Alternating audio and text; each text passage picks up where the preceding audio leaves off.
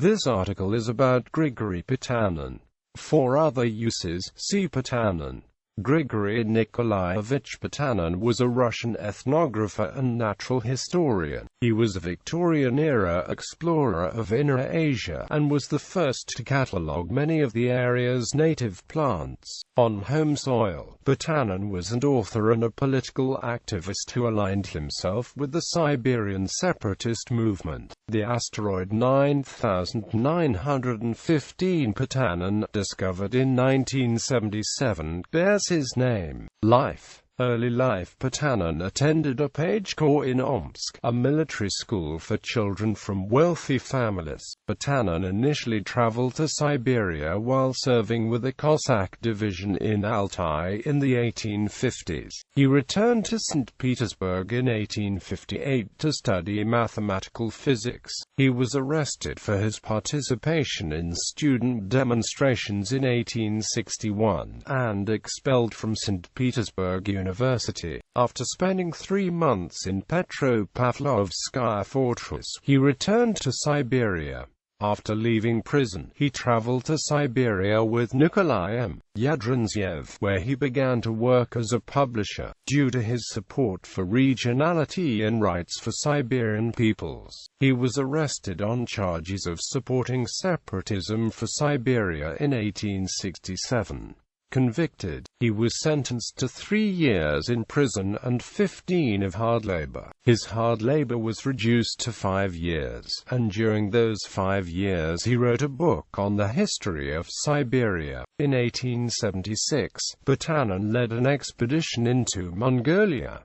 The expedition spent the winter of 1876 to 1877 in Kobdo, with bitter cold and few provisions. While there, the expedition collected various biological specimens and conducted ethnological research. The expedition split into 2 parts upon leaving the city in the middle of March 1877. Some members went to Hanchai, while Potanin and some others left for Hami and Uliastai. 1884–1886 expedition. Potanin journeyed to northern China from 1884 to 1886 with Augustus Ivanovich Skasi. His expedition departed Peking on May 13, 1884. The expedition traveled first over the Yutaishan Mountains, arriving in Ho. The expedition left Ho and traveled across the Yellow River into the Ordos Desert. They traveled to the ruins of Borobalgasan and from there on to Langchao. He encountered a Turkic people called the Salas, and Potanin recorded information about the language. He then spent time recording the cultural practices of the Amdos Mongols. The party then traveled to Xining and met its governor, who authorized their travel into eastern Tibet. They departed Xining and went to Mingchao, crossing the high-altitude Tibetan plateau, where they recorded information on the native vegetation. There, the expedition visited Guidui, Bunan, Labrang and Josi before reaching Mingchao. The expedition ran out of supplies in Sungpangting, and turned back towards Langchao,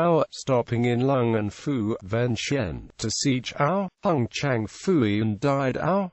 They spent the winter of 1885 in the Kumba Monastery, before returning to Russia. While there, he was the first foreigner to report on the East Yugur and West Yugur languages, making a glossary that was published with assistance from Vasily Radlov in his book on the expedition, The Tangut Tibetan Borderlands of China and Central Mongolia, in 1893. The book also contains a language glossary for the Salar language. Later life. In 1889, Potanin led the group that formed the first university as Russian Asia, Tomsk State University, in Tomsk. Potanin was arrested in 1905 for his support of the Revolution of 1905. Potanin was a leading light in the Oblast Niki, which aimed at some degree of regional self-government for Siberia. but this movement lacked any party or regional organization, and was limited to a small group of intellectuals mainly based at Tomsk University. It was here that they organized a regional conference in August 1917, and a congress in October to draft a constitution for an autonomous Siberia. Potanin was elected chairman of the Provisional Siberian Council the 8th of December 1918 at Tomsk by delegates from the major centers of Siberia, but this assembly was largely dominated by the Esseri, and Potanin resented being used as a mere figurehead and resigned in protest the 12th of January 1918 as the first Siboduma convened. Subsequently he abandoned the idea of Siberian autonomy in favor of a strong central authority able to restore order and defeat the Bolsheviks. The members of Siboduma dispersed or were rounded up by local Red Guards on the night of January 25-26-1918. Potanin died at Tomsk in June 1920. Potaninskaya Street in Novosibirsk, Russia, is named after him. A species of Chinese skink, Cinchella potanini, is named in his honor.